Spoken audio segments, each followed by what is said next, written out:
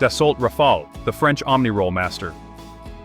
The Dassault Rafale is, honestly, the only fighter jet in the world officially designated as Omnirole, capable of performing every conceivable military aviation mission from a single platform. The Rafale really represents France's independent approach to advanced fighter design, which was born out of disagreements with European partners over the future European fighter aircraft program. So, when France withdrew from the multinational project back in 1985, Dassault went ahead with an ambitious solo development program that would eventually create one of the world's most capable multi-role fighters. The twin-engine Canard Delta wing aircraft first flew in 1986 and entered service with the French Navy in 2001, followed by the Air Force in 2006.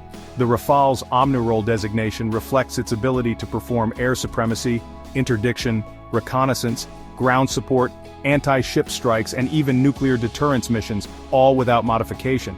Some of its advanced features include the RBE-2 active electronically scanned array radar, the Optronique Sector frontal infrared search and track system, and direct voice input controls, all of which were developed domestically in France.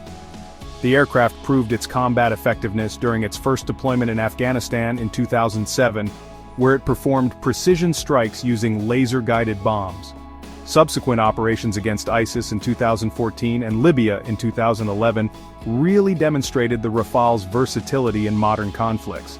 Its export success includes orders from Egypt, India, Qatar, Greece, Croatia, Indonesia, and the United Arab Emirates, which just goes to show its international appeal.